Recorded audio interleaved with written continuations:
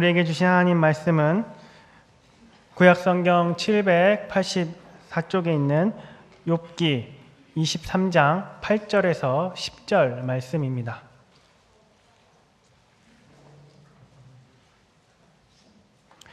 구약성경 784쪽에 있는 욥기 23장 8절에서 10절 말씀입니다. 이제 말씀을 봉독합니다. 하나님의 말씀을 경청하시기 바랍니다. 그런데 내가 앞으로 가도 그가 아니 계시고 뒤로 가도 보이지 아니하며 그가 왼쪽에서 일하시나 내가 만날 수 없고 그가 오른쪽으로 돌이키시나 배울 수 없구나. 그러나 내가 가는 길을 그가 아시나니 그가 나를 단련하신 후에는 내가 순금같이 되어 나오리라. 아멘. 전쟁에서 이기고 돌아온 다윗 왕이 왕궁의 보석 세공사를 불러서 왕명을 내립니다.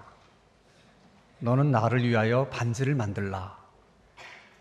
그리고 전쟁에 승리해서 모든 사람들이 환호할 때에도 교만하지 않을 수 있고 큰 절망에 빠져 낙심이 될 때도 결코 좌절하지 않고 스스로에게 용기와 희망을 불어넣을 수 있는 그런 글귀를 만들어서 반지 안쪽에 새겨 넣으라.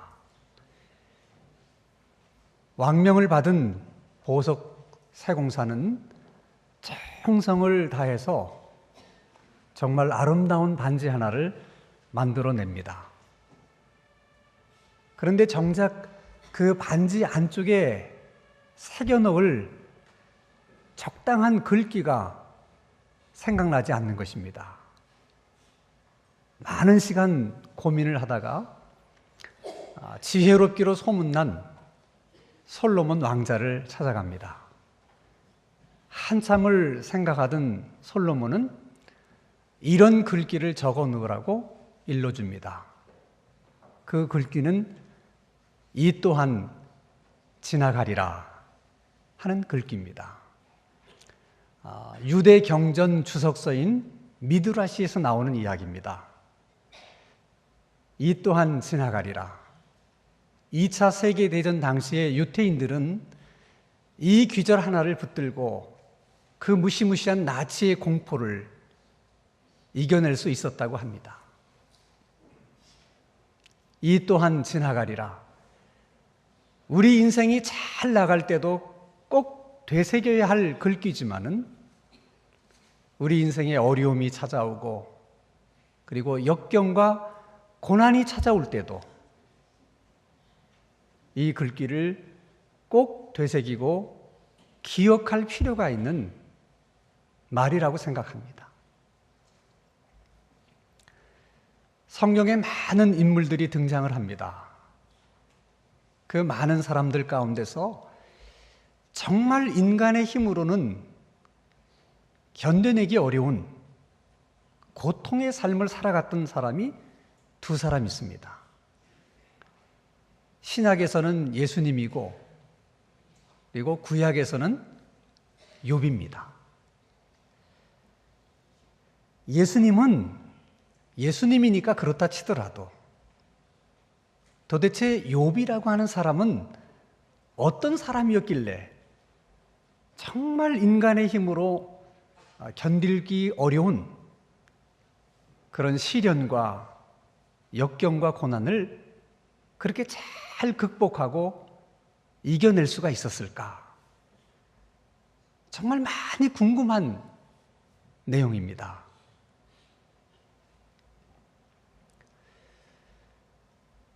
여러분, 욥이 고난당하기 전에는 꽤 잘 나가던 사람입니다. 7남 3녀를 둔 아버지로서 어떻게 보면 자식복을 받은 사람이에요. 게다가 욥의 소유를 보면 양이 7,000마리, 낙타가 3,000마리, 소가 500마리, 암나귀도 500마리가 될 정도로 굉장히 큰 부를 소유하고 있었던, 물질에도 복을 받은 사람입니다. 동방의 의인이라고 하는 별명이 있을 만큼 많은 사람들에게 칭찬과 그리고 존경을 받았던, 명예의 복도 있었던 사람입니다. 건강했습니다. 그의 믿음은 하나님께서도 칭찬할 만큼 신앙의 복도 갖고 있었던 사람이 욥입니다. 어느 거 하나 정말 부족한 것이 없는 그런 사람이 욥이었습니다. 욥이 그처럼 많은 하나님의 복을 얻을 수 있었던 것은 정말 하나님을 경외하고 하나님을 사랑하고 하나님의 말씀에 순종하면서 살았던 믿음의 사람이었기 때문에 그렇습니다. 하나님의 입장에서는 욥에게 그 많은 축복을 부어주면서도 전혀 아까워하지 않을 만큼 정말 욥은 하나님을 사랑했던 사람입니다. 하나님은 그런 욥이 너무 기특했어요. 그런 욥이 너무너무 자랑스러웠습니다. 그래서 하나님이 그 욥을 자랑하다 보니까 마귀 앞에서도 그 욥을 자랑하게 됐습니다. 그때 마귀가 이렇게 얘기합니다. 하나님, 그것은 자랑할 만한 일이 아닙니다. 왜냐하면 하나님께서 욥에게 자식의 든든한 울타리로 그를 보호해 주시고 물질의 복으로 또 울타리를 쌓아주시고 건강의 복, 많은 사람들에게 존경을 받을 수 있는 그런 여러 가지 보호막으로 욥을 보호해 주셨기 때문에 그 안에서 욥이 뭐가 부족한 것이 있었겠습니까? 그러니 자연히 그런 하나님을 사랑하고 경외하는 것은 그것은 너무나 당연한 일이 아닙니까? 그런데 어떻게 그런 욥의 믿음을 자랑할 수 있겠습니까? 하나님의 입장에서는 욥이 하나님을 사랑했기 때문에 그리고 하나님을 경외했기 때문에 많은 복을 주셨는데 마귀는 그렇게 얘기를 하지 않고 욥이 하나님께 복을 받고 싶어서 그래서 하나님을 그처럼 경외하고 그처럼 사랑한 것인지 어떻게 알겠습니까? 하는 얘기입니다. 한마디로 정말 보상 없이도 하나님을 믿을 수 있는 것인가? 복을 주시지 않아도 하나님을 사랑할 수 있는 것인가? 정말 보상과 상관없는 그런 신앙, 그런 믿음이 정말 가능할 것인가? 라는 문제입니다. 하나님은 욥을 보면서 그런 신앙이 가능하다. 마귀는 아니라는 것입니다. 그러니 하나님, 욥을 둘러싸고 있는 그 보호막을 하나씩 하나씩 걷어내시면 욥도 반드시 하나님을 떠나게 될 것입니다. 그래서 하나님이 내기를 하게 됩니다. 그리고 욥을 감싸고 있었던 그 많은 보호막을 하나씩 걷어낼 수 있도록 하나님이 허용을 하세요. 어느 날 갑자기 태풍이 불어서 집이 무너져 내렸는데 그 안에 10남매가 있었습니다. 같은 날 같은 시간에 10명의 자식이 세상을 떠난 것입니다. 그 많은 재산 하루아침에 죽고 약탈당하고 한 마리의 가축도 살아남아 있는 것이 없었습니다. 그렇게 건강하던 욥에게 머리끝에서 발바닥까지 악성 종기가 나서 하루 종일 그것 때문에 고통스러워하면서 사는 처지가 됐습니다. 욥이 그렇게 되고 보니까 평소에 그렇게 욥을 존경하고 따르던 많은 사람들이 한 사람씩 한 사람씩 다 떠나고 그런 욥을 다 외면했습니다. 나중에는 자기 아내도 그 욥을 외면하는 그런 지경에까지 이르게 된 것입니다. 지금 욥이 겪고 있는 고통은 하나도 쉬운 고통이라는 게 없습니다. 자식 10명이 한날 1시간에 죽은 그 고통이 그렇게 쉬운 고통이겠습니까? 그 많던 재산이 하루아침에 다 날아갔는데 그 고통을 겪는 일이 그렇게 만만한 고통이겠습니까? 건강해서 뭐든지 할 수 있었던 욥이 머리끝에서 발끝까지 정말 1분 1초도 간지러워서 견딜 수 없는 그 고통을 겪는 일이 그게 쉬운 고통이겠습니까? 그러나 여러분, 욥에게 있어서 그보다 더 큰 고통은 잃어버린 고통이 아니에요. 자기 정체성에 대한 고통입니다. 욥은 10남매의 아버지로서의 욥이에요. 그 많은 가축들을 거느리고 있었던 부자로서의 욥입니다.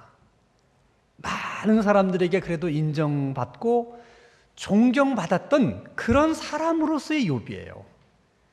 그런 것들이 하나하나 다 이렇게 묶여지고 합쳐져서 그래서 욥이 된 거 아닙니까? 그런데 그 모든 것들이 하루아침에 다 사라진 거예요. 도대체 나는 뭔가?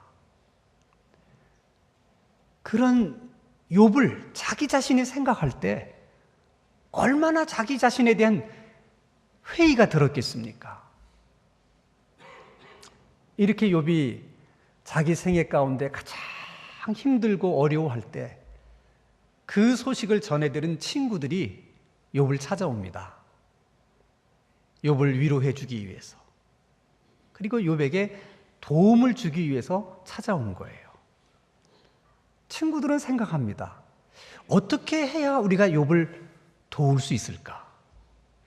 그 길은 지금 욥이 왜 이런 고난을 당하고 있는지 그 원인을 찾아내는 거예요.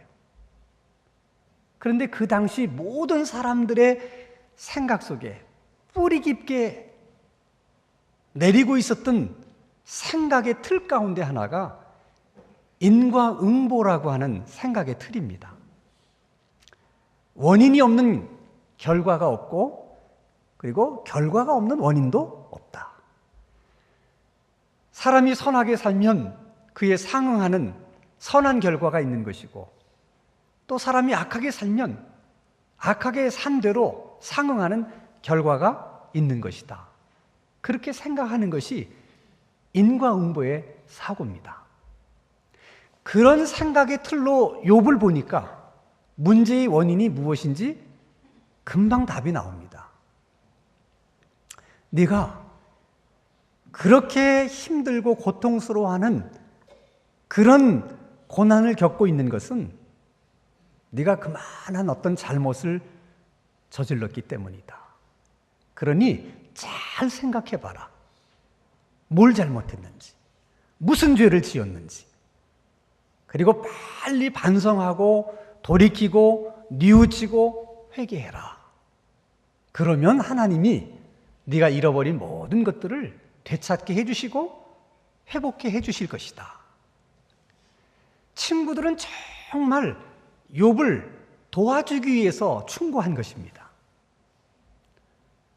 그러나 욥이 자기 자신을 생각해 볼 때 자신은 그런 고난을 겪을 만큼 그렇게 나쁜 짓을 하면서 살아온 것 같지 않습니다. 자기는 그런 고난을 겪을 만큼 그렇게 나쁜 사람이 아닙니다. 다른 사람은 몰라도 자기 자신은 알지 않겠습니까? 아무리 생각해보고 또 생각해봐도 이런 고난을 겪을 만큼 그렇게 나쁜 짓을 한 적도 없고, 그리고 남에게 그런 해를 끼친 적도 없습니다. 그래서 친구들에게 얘기합니다. 나는 이런 고난을 겪을 만큼 그렇게 악하게 살아온 적이 없어. 나는 그런 죄를 지은 적이 없어. 그러나 여러분, 인과응보라고 하는 그 생각의 틀을 가지고 있는 그 친구들의 입장에서 욥의 말을 판단하고 해석해 보면 분명 죄 때문에 고난을 겪고 있는데 자기는 그런 죄를 지은 적이 없다고 하니까 이놈은 반성할 줄 모르는 놈이고 뉘우칠 줄 모르는 놈이고 그야말로 뻔뻔한 놈이고 파렴치한 놈이고 욥이 그렇게 보일 수밖에 없는 거예요. 그래서 욥을 막 윽박지릅니다. 무슨 소리냐? 네가 죄를 짓지 않고서야 어떻게 네 삶 속에 이런 고난이 올 수 있느냐? 그런데 아무 죄도 지은 적이 없다고 말하는 것이 그게 말이나 되는 소리냐? 흥분한 친구들이 더 크게 욥을 몰아세웁니다. 친구들의 이 우정어린 충고를 네가 그런 식으로 받아들이고 끝까지 네가 지은 죄를 인정하지 않고 그리고 뉘우치지 않는다면 이놈아 너는 지금 겪고 있는 그 고난보다도 그 고통보다도 더 심한 고통을 앞으로 겪게 될 것이다. 사실 위로하려고 시작된 말인데 고통받고 있는 욥에게 해서는 안 되는 말을 친구들이 하게 된 거예요. 너는 지금보다 더 심한 고통을 겪게 될 것이다. 이건 여러분 욥에게 저주에 가까운 말입니다. 이런 말을 다른 사람도 아니고 가장 가까운 친구들에게 들어야 하는 그 욥의 심정이 어떠하겠습니까? 그래도 욥이 그럼에도 불구하고 한 가지 희망을 가지고 있었던 것은 하나님이에요. 하나님, 이 고난을 하나님이 제게 주신 거라면 제가 달게 받겠습니다. 그러나 적어도 내가 무슨 이유 때문에 이런 고난을 당하는 것인지 그거는 가르쳐 주셔야 되는 거 아닙니까? 그리고 제가 이런 고난을 겪을 만큼 그렇게 인생을 험하게 산 것도 아니고 그렇게 나쁘게 산 것도 아니라는 것 누구보다도 하나님 잘 아시지 않습니까? 그렇다면 내 친구들에게 욥은 지은 죄가 많아서 이런 고난을 겪고 있는 것이 아니야. 이렇게 말씀 한마디 해주셔야 되는 거 아닙니까? 그러나 하나님은 아무 말씀도 하지 않으셨습니다. 자신이 겪고 있는 이 아픔 다 견딜 수 있어요. 그런데 자신에게 아무 잘못도 없는 자신에게 고난을 주시고는 아무 말씀도 하지 않는 그 하나님, 그 하나님은 정말 이해할 수 없고 견딜 수가 없는 거예요. 그래서 그런 욥의 심정을 오늘 본문에서 욥이 이렇게 얘기를 합니다. 욥기 23장 8절에서 9절 같이 한번 읽겠습니다. 시작. 그런데 내가 앞으로 가도 그가 아니 계시고 뒤로 가도 보이지 아니하며 그가 왼쪽에서 일하시나 내가 만날 수 없고 그가 오른쪽으로 돌이키시나 배울 수 없구나. 계속 하나님은 이렇게 욥에게 얼굴을 보이시지 않으려고 얼굴을 가리우시고 계속 숨고 계시는 하나님인 것처럼 욥이 그렇게 느끼는 거예요. 지금 욥이 느끼고 생각하는 이 하나님은 예전에 욥이 알고 있었던 하나님이 아닙니다. 예전에 욥이 알고 있었던 하나님, 예전에 욥이 경험했던 하나님은 자비로우신 하나님이에요. 친절하신 하나님이십니다. 언제나 부르면 자기를 향하여 얼굴을 들고 계신 하나님이십니다. 그런데 지금은 계속 얼굴을 가리우시고 숨어 계시는 하나님이에요. 그게 욥은 너무 견디기 어려운 거예요. 그러니 여러분, 욥의 입장에서 생각해 보면 출구가 없습니다. 고통을 겪고 있다고 하는 것이 문제가 아니라 출구가 없다는 거예요.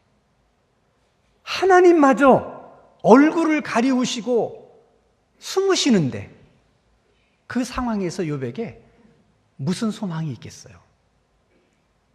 네, 그럼에도 불구하고 욥이 그 고난을 극복해낸다는 거예요. 그럼에도 불구하고 신앙에서 떠나지 않고 그 어려움을 이겨낸다는 것입니다. 어떻게 욥이 그럴 수 있었을까? 두 가지 이유 때문입니다. 욥기 23장 10절 말씀을 우리가 한번 같이 읽겠습니다. 시작. 그러나 내가 가는 길을 그가 아시나니 그가 나를 단련하신 후에는 내가 순금같이 되어 나오리라. 이것은 욥의 신앙 고백이에요. 자신은 지금 고난을 겪고 있으면서 이것은 하나님께서 나에게 연단을 주시는 것이다 라고 이해를 했습니다. 그러면서 아주 소중한 고백을 해요. 나를 단련하신 후에는, 그 말입니다. 끝이 보이지 않는 이 고통, 끝날 것 같지 않은 고통이지만 단련하신 후에는 고통이 끝이 있다고 믿었습니다. 이 또한 지나가리라 라고 욥은 생각한 것입니다. 그리고 이 모든 고난이 지나갔을 때 자기는 정금처럼 되어서 다시 나오게 될 것이다 라는 소망을 갖게 된 것입니다. 여러분, 사람들이 금을 그처럼 소중히 여기는 것은 금은 잘 변하지 않는 속성을 가진 금속이기 때문에 그렇습니다. 금은 10년이 가도, 그리고 100년이 가도, 1000년이 가도 잘 변하지 않아요. 그러나 변하지 않는 그 금은 자연 상태 가운데서는 잘 존재하지 않습니다. 그래서 사람들은 금을 풀무에 넣고 몇 번씩 재련을 해서 순도 높은 금을 얻는 거예요. 그 과정이 쉽지 않기 때문에 사람들은 그래서 더 금을 소중하게 여기는 것입니다. 욥은 이 또한 지나가리라고 하는 그 믿음, 그리고 그 고난이 지나간 후에는 자신은 정금이 되어서 나오리라고 하는 소망, 이 두 가지 때문에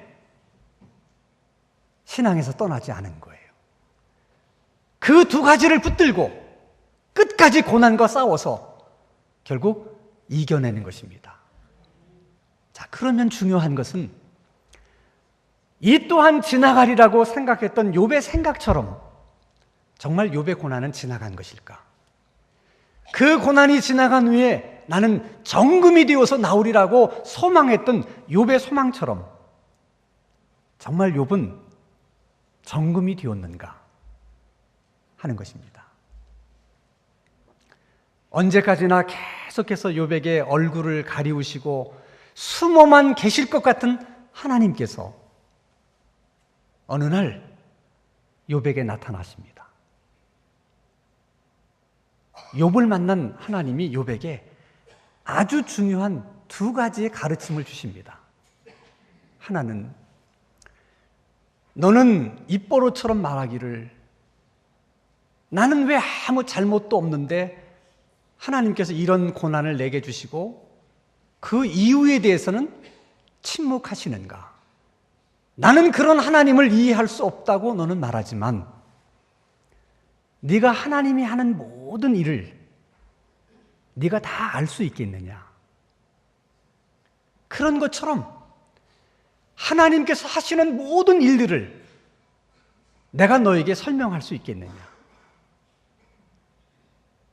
그러므로 이해되지 않는다고 해서 하나님 앞에서 생각나는 대로 말해서 안 되고 하나님 앞에서 아무렇게나 얘기해서도 안 된다. 또 한 가지는 하나님은 인과응보라고 하는 법칙과 원리를 가지고 세상을 다스리시고 섭리해 가시지만 그러나 그 인과응보의 그 법칙이 하나님은 아니다. 하나님은 그 인과응보라고 하는 법칙 속에 갇혀 계시는 분이 아니다. 그러므로 항상 하나님은 인간이 생각하는 그 이상으로 역사하시고 세상을 섭리하시는 하나님이다. 그러므로 세상 모든 일을 그리고 하나님이 하시는 일을 인과응보라고 하는 원리와 법칙을 가지고 해석하고 판단하려고 해서는 안 된다. 더욱이 네가 가지고 있는 그 작은 지식과 그 경험을 가지고 그 너머에 계신 하나님을 끌어내려서 그 속에 하나님을 넣으려고 하면 안 된다. 이해가 안 되면 안 되는 대로 그럼에도 불구하고 믿어야 되는 것이 하나님이고 그럼에도 불구하고 신뢰해야 되는 것이 믿음이다. 이 두 가지의 중요한 가르침을 주시고 하나님이 욥의 고난을 거두십니다. 거기서 욥의 고난이 끝이 나요. 그리고 욥은 그 고난의 과정을 통과하면서 너무나 중요한 복을 세 가지를 받게 되는데 그 한 가지가 그